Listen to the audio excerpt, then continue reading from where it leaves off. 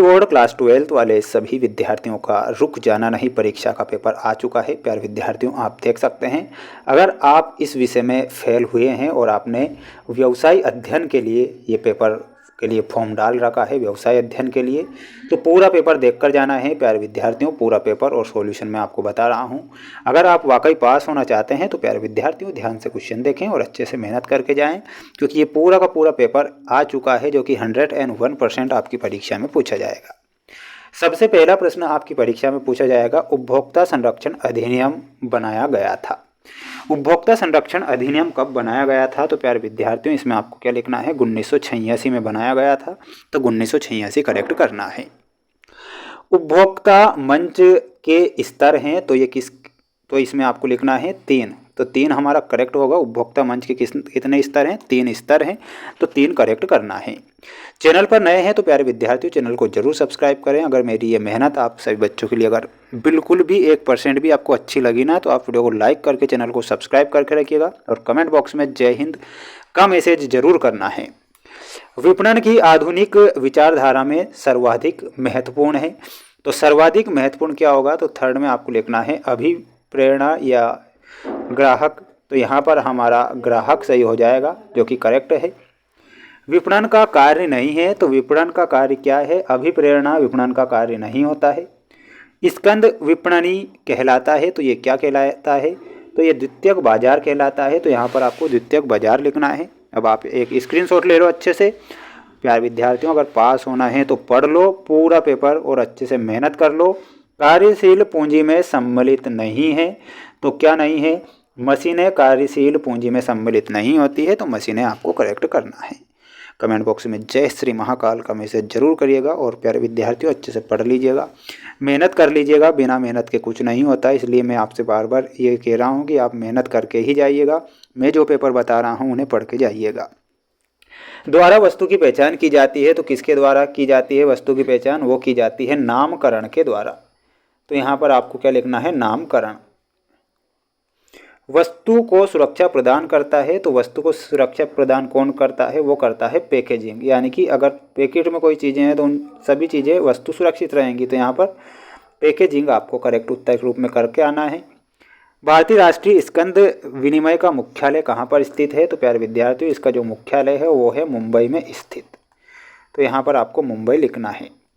अल्पकालीन वित्त से संबंधित बाजार को क्या कहते हैं? तो उसे मुद्रा बाजार कहते हैं, तो यहाँ पर आपको क्या लिखना है?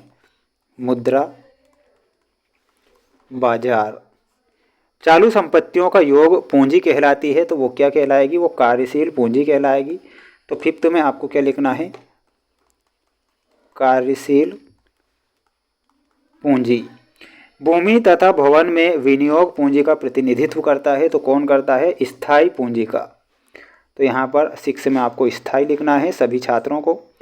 वास्तविक प्रगति एवं के अंतर को विचलन कहते हैं, तो वो आदर्श ग्राम कहलाएगा, तो 7वें में आपको क्या लिख कर आना है?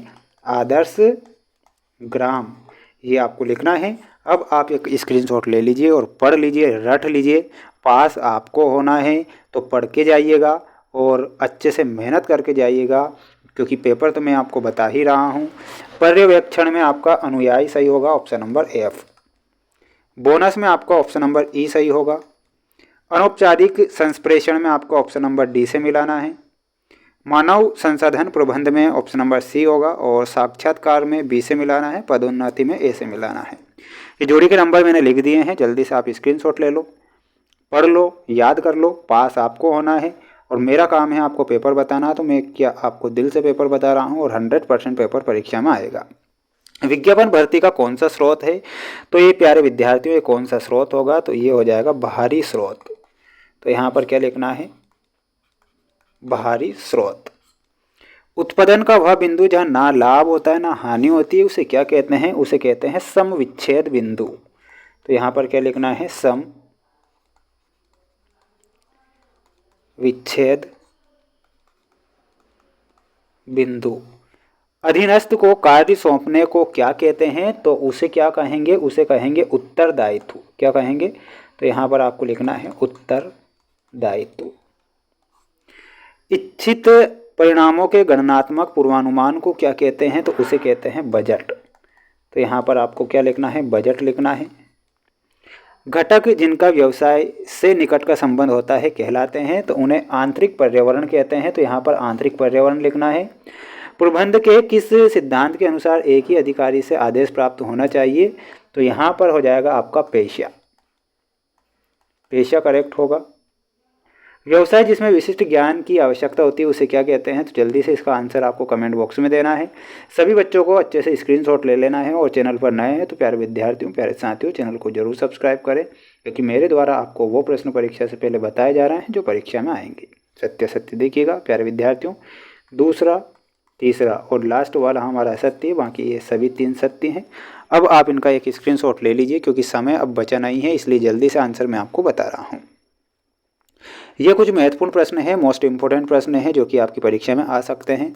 इनके आंसर भी बहुत जल्द आएंगे, इसलिए जितने भी छात्र वीडियो को देख रहे हैं तो वायरल या रियल के चक्कर में ना पड़े। और 4 सेट पेपर मैं चैनल पर अपलोड करूंगा। अगर 4 सेट पेपर आपने देख लिए तो दुनिया की कोई ताकत नहीं जो कि आपको फेल कर सकती। चैनल को आप जरूर सब्सक्राइब करें, आपका रिजल्ट भी इसी चैनल पर देखने को मिलेगा।